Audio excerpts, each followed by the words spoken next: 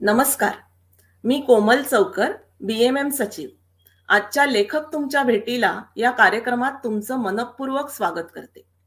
सर्वप्रथम आमच्या टीमतर्फे येत्या ऑगस्ट महिन्यात अटलांटिक सिटी, न्यू जर्सी येथे होणाऱ्या BMMच्या 2022 या अधिवेशनाचे तुम्हा सर्वांना अगत्याचे निमंत्रण.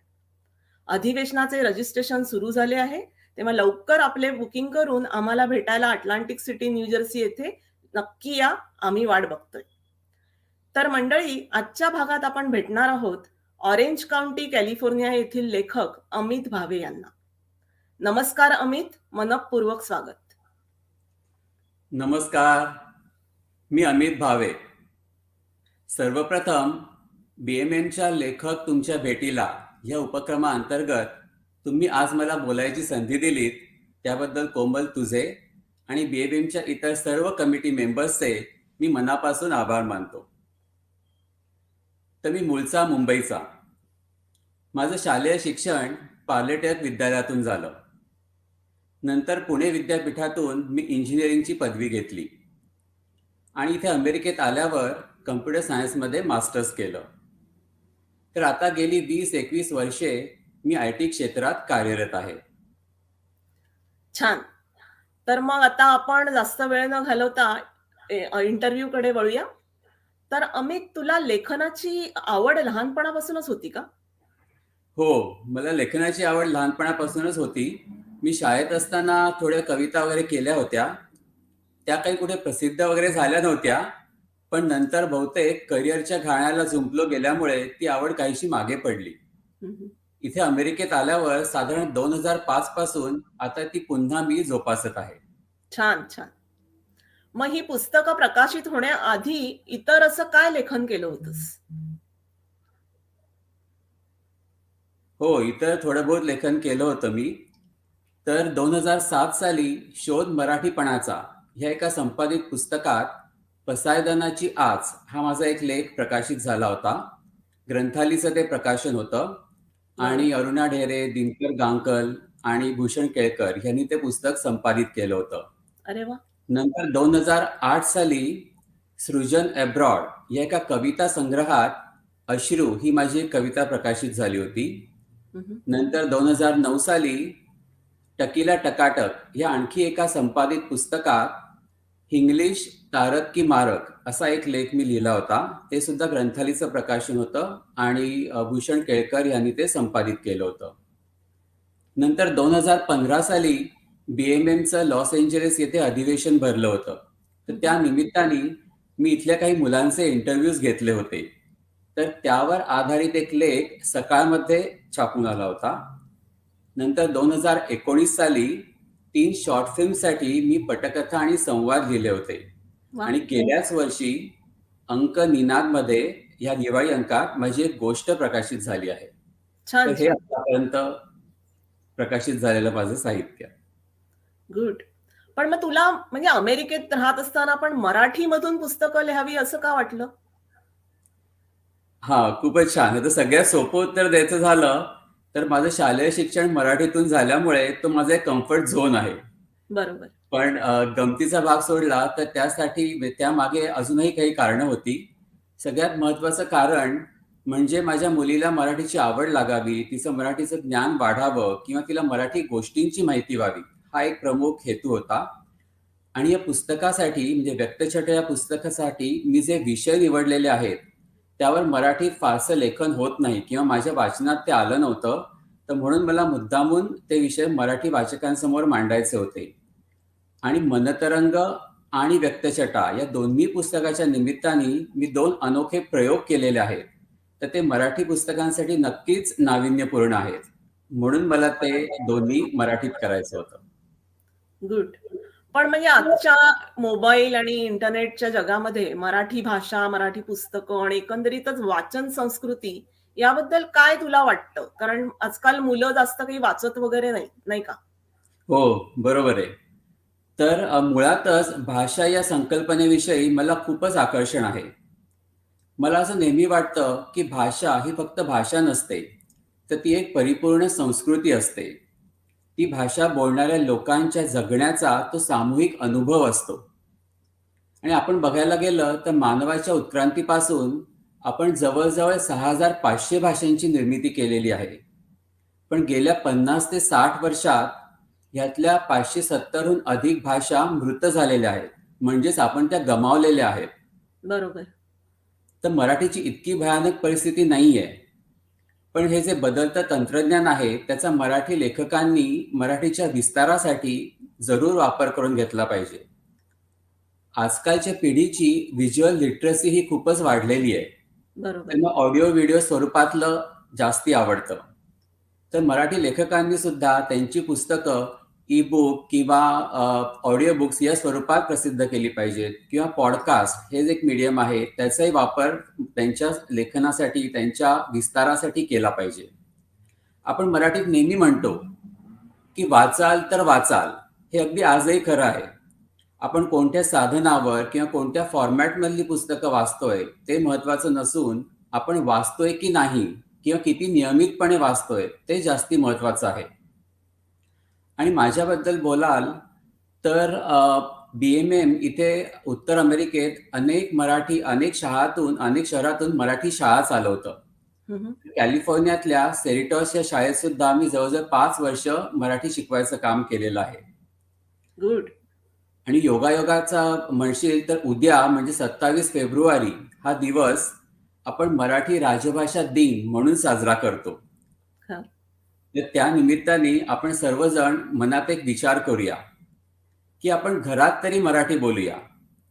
आपण घरात मराठी बोललो तर आपल्या मनात मराठी नक्की टिकेल. अगदी खरंय. तर अमित, आता तुझ्या पहिल्या पुस्तकाबद्दल बोलूया आपण जरा.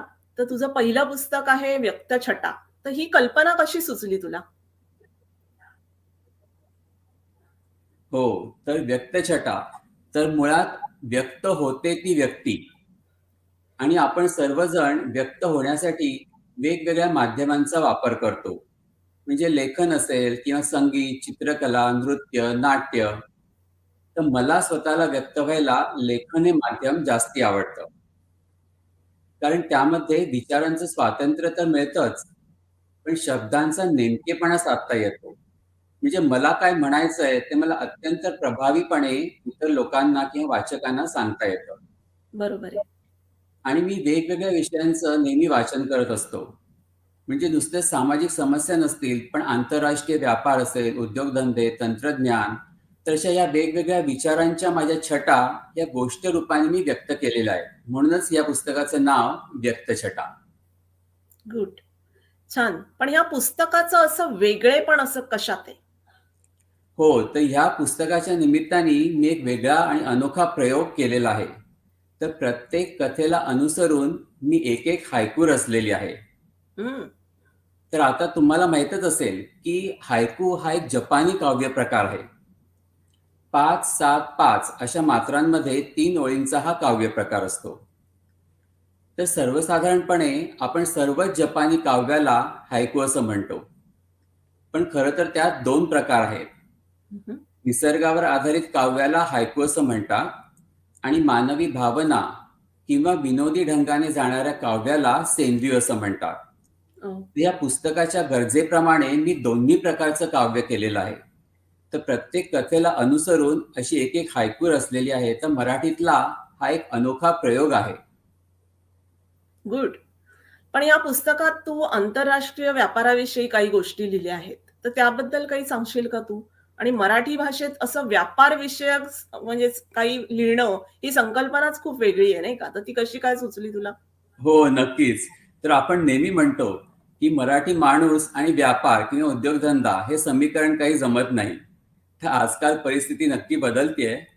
पण लहानपणापासूनच मला व्यापार विषयक किंवा उद्योगधंद्यांविषयक वाचायला खूप आवडतं.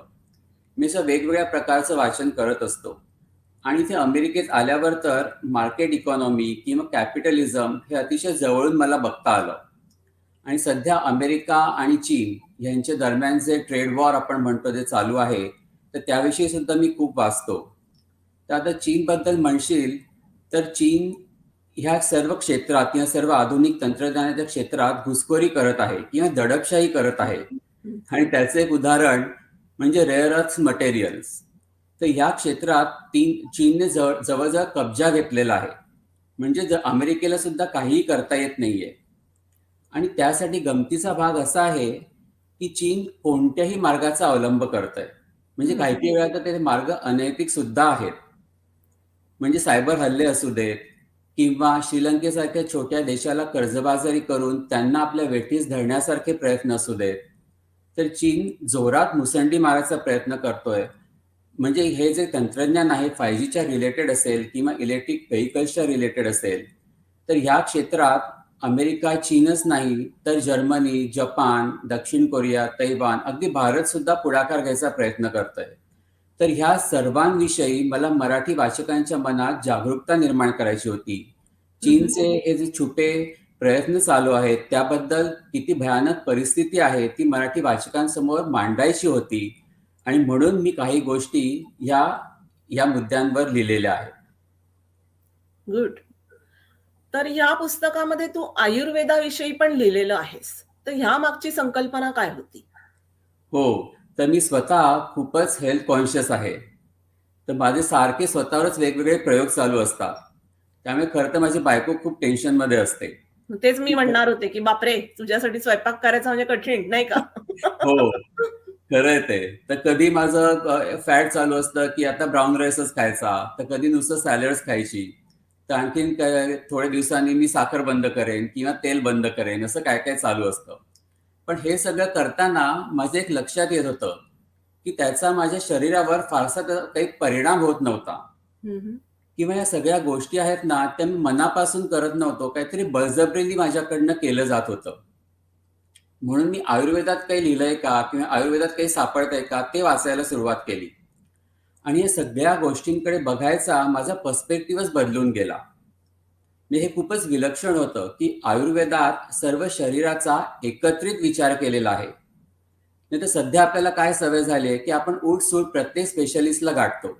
म्हणजे आपण डायबिटीसचं औषध घेतोय आणि त्याच्या गोळीचा जर का हार्टवर साईड इफेक्ट झाला तर ते डायबिटीसचे डॉक्टर म्हणतात जा आता तुम्ही हार्ट स्पेशलिस्टला गाठा.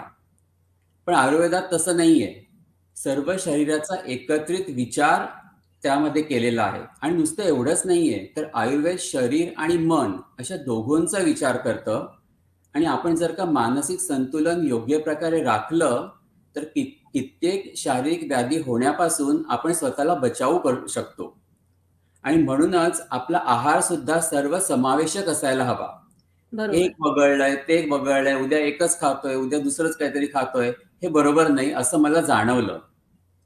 आणि मी नंतर गेली 2 वर्ष या आयुर्वेदाचे प्रयोग सुद्धा स्वतःवर करून बघायला सुरुवात केली. आणि त्याचा नक्कीच मला पॉझिटिव्ह रिझल्ट मिळाला. आणि त्यातला भाग असा आहे की आपल्या ऋषीमुनींनी कित्येक हजारो वर्षांपूर्वी याविषयी संशोधन केलंय, याविषयी उपाय लिहून ठेवलेत. तर खरं तर आपण सर्वांनी त्याच्यावर विश्वास ठेवून ते आपल्या रोजच्या जीवनात अंमलात आणले पाहिजे. त्याचा नक्कीच फायदा सगळ्यांना होईल. म्हणून त्या दृष्टीने मी काही गोष्टी मुद्दाम लिहिलेल्या आहेत. बरोबर. म्हणजे व्यक्तछटा या पुस्तकाचं मला आता समजलं की तुझे निरनिराळ्या विषयांवरचे अनुभव आणि विचार हे त्या पुस्तकामधून तू व्यक्त केलेस. तर छानच आहे. आपण नक्कीच वाचलं पाहिजे हे पुस्तक. आता तुझ्या दुसऱ्या पुस्तकाविषयी बोलूया आपण. तर गेल्या वर्षी मनतरंग हे तुझं पुस्तक प्रकाशित झालं. तर हा खूपच वेगळा असा एक प्रयोग आहे. तर याविषयी काही सांगशील का? हो, तर मनतरंग हा खूपच छान प्रयोग आहे. आणि ह्याचं शीर्षक म्हणशील तर हे आमच्या मनात उठलेले तरंगच आहेत. तर ही कल्पनाच खूप अनोखी होती. आम्ही काय ठरवलं की आपण एक चित्र निवडायचं आणि त्यावर आधारित एक एक गोष्ट लिहायची. तर हे बेसिक पुस्तक मी, माझी बायको आणि माझी मुलगी अशा आम्ही तिघांनी लिहिलेलं आहे. अरे वा, मस्त. तर पहिल्यांदा आम्ही एक चित्र निवडलं, तर त्यावर 3 गोष्टी आमच्या तयार झाल्या. तर त्यांचं मग आम्ही सामूहिक वाचन केलं. आणि ते वाचन करताना आमच्या लक्षात आलं की चित्र जरी एकच असलं तरी प्रत्येकाच्या मनात तयार झालेल्या भावना या खूपच विभिन्न आहेत, खूपच वेगवेगळ्या आहेत. आणि एकाच घरातले आम्ही होतो, एकच चित्र बघितलं तरी खूपच वेगवेगळा विचार आम्ही केला होता. तर त्यांनीच आम्ही प्रेरित झालो किंवा त्यांनी आमचा उत्साह वाढला आणि आम्ही आणखीन वेगवेगळी चित्र निवडली आणि त्यावर गोष्टी लिहायला सुरुवात केल्या. तर एकूण 9 चित्रांवर आधारित आमच्या 27 गोष्टी लिहून झाल्या. गुड. आणि त्यात इतकी विचारांची भिन्नता होती किंवा विविधता होती की म्हणजे तो विचारच या पुस्तकाचं वेगळेपण आहे. त्यामुळे एकाच चित्रावर आधारित मराठीत एकाच कुटुंबातील 3 व्यक्तींनी लिहिलेल्या कथांचा असा हा कथासंग्रह आहे आणि हे खूपच अनोखं असं एक कलाकृती आपल्याला म्हणता येईल. खरंच खूपच छान कल्पना आहे ही. तर ह्या पुस्तकातलं एखादं चित्र आपण निवडून तुमच्या 3 गोष्टींबद्दल थोडंसं बोलू शकू का? हो, कुठलं नक्कीच. चित्र निवडशील तू त्याच्यातलं? हो, नक्कीच. मी सांगतो. तर आम्ही यासाठी ॲक्चुअली खूपच दैनंदिन व्यवहारातल्या अगदी सामान्य चित्रांची निवड केलेली होती. म्हणजे धबधबा असेल किंवा लायब्ररी असेल, एखादा ब्रिज असेल, मोठी उंच बिल्डिंग असेल किंवा ग्रोसरी स्टोअर. तर आपण ग्रोसरी स्टोअरचं उदाहरण घेऊया. हां, हां. तर हे चित्र बघून एक छोटी मुलगी या ग्रोसरी स्टोअरमध्ये जाते, तिथल्या चेरीज खाते आणि मग तिला अँटलर्स फुटतात आणि मग अरे तिची बापरे! कशी काय-काय गंमत होते, अशी अद्भुत किंवा फॅन्टसी ह्या प्रकारातली गोष्ट माझ्या मुलीने लिहिलेली होती. हं, हं. आणि ग्रोसरी हा बायकांचा अत्यंत जिव्हाळ्याचा विषय. त्यामुळे 4 मैत्रिणींच्या गॉसिपवर आधारित अशी एक गोष्ट माझ्या बायकोने लिहिली होती. हं, आणि हं. सध्या अमेरिकेत किंवा इतर देशात सुद्धा आपण वर्णद्वेष किंवा हेट क्राईम जे आपण बघतो आहोत, तर त्यावर आधारित अशी माझी गोष्ट होती. तर म्हणजे अच्छा. एकच ग्रोसरी स्टोअर घेऊन सुद्धा आम्हाला तिघांना खूप वेगवेगळे विचार सुचले आणि अतिशय भिन्न अशा गोष्टी आमच्या तयार झाल्या. गुड. आणि म्हणजे तेच, की प्रत्येक व्यक्तीचा एखाद्या वस्तूकडे बघण्याचा दृष्टिकोन वेगळा असतो आणि त्याच्या मनात ते बघून काय येईल हे आपण सांगू नाही शकत. आणि मुख्य म्हणजे तू तुझ्या मुलीला पण लिखाणाची आवड लावलीस या हो, हो, प्रयोगाद्वारे. नक्कीच. हे आणि हे खूपच महत्त्वपूर्ण आहे, की मराठी भाषेतून लिहायचं आपल्या मुलांनी. तर खूपच छान आयडिया आहे ही अमित. तर या पुस्तकाचा जो प्रयोग आहे तो इतर कुटुंबांकडून करून घ्यायचा जर का असेल, तर काही मार्गदर्शन करशील का तू? हो, नक्कीच. तर मुळात आधी हा जो विचार आहे, की प्रत्येकाचा विचार हा वेगळा असू शकतो. जरी तुम्ही एकाच कुटुंबातले आलेला असाल, हा खूप विचारच महत्त्वाचा आहे. आणि आपल्याला जगभर विचारांची इतकी विविधता दिसते, तर त्या विचारांचा आदर करण्याची आपल्याला ह्यातनं काहीतरी बुद्धी मिळेल, असं मला प्रामाणिकपणे वाटतं. आणि दुसरी एक गोष्ट म्हणजे ही खूपच क्रिएटिव्ह ॲक्टिव्हिटी आहे. ह्याच्यात सर्व कुटुंबातल्या सदस्यांना आपल्याला सामावून घेता येतं. आणि बरोबर. लहान मुलांच्या दृष्टीने बघशील तर त्यांचे 2 गुण या निमित्त नक्कीच वाढीस लागू शकतात. एक म्हणजे त्यांची निरीक्षण शक्ती. हं, हं. निरीक्षण शक्ती ही प्रत्येक कलेसाठी किंवा प्रत्येक कलाकृतीसाठी आवश्यक असते. म्हणजे नुसतं लेखनासाठी असं नाही. तर तुम्ही अभिनय करताय, तुम्ही नृत्य करताय, तर निरीक्षण शक्ती ही हवीच. आपल्या आजूबाजूला काय चाललं आहे, त्यातले बारीक-सारीक डिटेल्स किंवा तपशील हे बारकाईने तपासून ते आपल्या कलाकृतीत ते आपल्याला आणता आले पाहिजेत. तर बरोबर. दुसरा जो गुण आहे तो कल्पनाशक्ती. पण काही-काही वेळेला सर्वच अनुभव आपल्याला काही घेता येत नाहीत. तर तेव्हा या राइट. निरीक्षण शक्तीमध्ये कल्पनाशक्ती मिसळून किंवा ती सामील करून एक अतिशय वेगळी अशी कलाकृती आपल्याला तयार करता येऊ शकते. तर या दोन्हीचा मिलाफ करून त्याचा वापर आपल्याला आपल्या लेखनासाठी नक्कीच करता येईल आणि त्यामुळे या मुलांच्या दोन्ही गुणांच्या वाढीसाठी ही ॲक्टिव्हिटी खूपच छान आहे. नक्कीच. खूपच छान. तर अमित आता म्हणजे फ्युचरमध्ये काय वेगवेगळ्या तुझ्या कल्पना आहेत? काही नवीन पुस्तकं पब्लिश करण्याचा विचार आहे का? किंवा काही आयडिया तुझ्या मनामध्ये घोळतीये का? हो, नवीन पुस्तकांची काही संकल्पना डोक्यामध्ये आहे नक्कीच. पण त्याआधी मला आयुर्वेदावर आधारित असंच काहीतरी YouTubeवर काम करायचंय, की ज्यायोगे सर्व लोकांसाठी मला माझे विचार मांडता येतील किंवा माझ्या स्वतःच्या अनुभवातून त्यांना काहीतरी शिकता येईल किंवा आपण सर्वांनीच आपलं आरोग्य कसं चांगलं ठेवायचं आणि ते घरच्या घरी राहून हे अतिशय सोपे उपाय आहेत, जे मी स्वतःवर केलेले आहेत. आणि हं, हं. त्यासाठी कोणत्याही देशाची किंवा कोणत्याही आहाराची वगैरे अशी काही लिमिट नाहीये. अगदी बरोबर. अमेरिकेत राहून सुद्धा आपण ते करू शकतो आणि डॉक्टरकडे जायचं टाळू शकतो. तर त्यासाठी मला काहीतरी काम करायचंय. तर ते सध्या त्यासंबंधी काही विचार डोक्यात आहेत. बरोबर. आणि तू म्हणालात, की तू काहीतरी वेब सीरीज करता का काहीतरी पटकथा वगैरे पण लिहितोस, राइट? तर ते पण तुझं काही काम चालू आहे? हां, ते काम चालू आहे. पण आता ह्याच आयुर्वेदासाठी YouTube चॅनल वगैरे सुरू करून त्याविषयी मी काहीतरी तयार करीन. ओके. तर ते काम चालू आहे. खूपच छान. खूप मज्जा आली तुझ्याशी गप्पा मारून आणि माहिती पण खूप नवीन वगैरे मिळाली. तर हा लेखन प्रवास तुझा खूप छान आहे आणि ह्या प्रवासासाठी तुला खूप खूप शुभेच्छा. आम्हाला भविष्यातही खूप छान-छान पुस्तकं बघायला म्हणजे वाचायला मिळतील अशी अपेक्षा करतो आम्ही. तर तुला खूप शुभेच्छा आणि आता म्हणजे आपण आता ह्या कार्यक्रमाच्या शेवटच्या भागाकडे वळूया. हो, हो. नक्कीच. तर पुन्हा एकदा आज या कार्यक्रमात मला सहभागी करून घेतलं त्याबद्दल आपले सर्वांचे मी मनापासून आभार मानतो. धन्यवाद. धन्यवाद. लेखक तुमच्या भेटीला या सदरातला हा 18वा कार्यक्रम होता. या उपक्रमाला उत्तम प्रतिसाद दिल्याबद्दल तुम्हा सर्वांचे खूप आभार. आम्ही नॉर्थ अमेरिकेतल्या लेखकांसाठी पुस्तक प्रकाशनाची संधी उपलब्ध करून देत आहोत. येत्या ऑगस्ट महिन्यात अटलांटिक सिटी, न्यू जर्सी येथे होणाऱ्या BMMच्या 2022च्या अधिवेशनात 2019 नंतर प्रकाशित झालेली किंवा लिहिलेली पुस्तकं तुम्ही सादर करू शकता. त्यासाठी आमच्याशी संपर्क करा. आमचा ईमेल आयडी आहे bmmbookpublications@bmmonline.org. bmmbookpublications@bmmonline.org. तर मंडळी, आजचा हा भाग तुम्हाला आवडलाच असेल. तुमचा अभिप्राय आम्हाला जरूर कळवा. BMMचे वेबमास्टर संदीप बेलखोडे यांनी हा कार्यक्रम सादर करण्यासाठी मदत केली. त्यांचे विशेष आभार. पुन्हा भेटूया 19 मार्चला लेखक तुमच्या भेटीला या कार्यक्रमाच्या 19व्या भागात. धन्यवाद.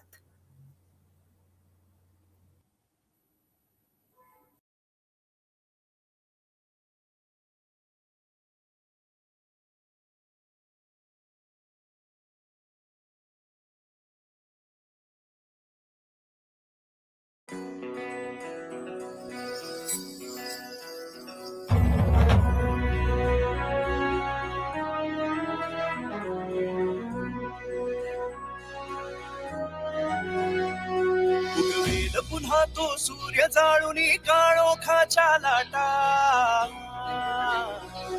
उगवेल पुन्हा चल पुन्हा चालूया गड्या नव्याने उज्ज्वल पाऊल वाटा. उगवेल पुन्हा तो सूर्य जाळून काळोखाच्या लाटा. पुन्हा चालूया गड्या नव्याने उज्ज्वल पाऊल वाटा. हातात हात श्वासात श्वास हृदयास हृदय जोडूया. चला जे कधी न घडले असले काही भव्य दिव्य घडवूया. मराठी विश्व होतसे सज्ज कवळण्या विश्व मराठीचे.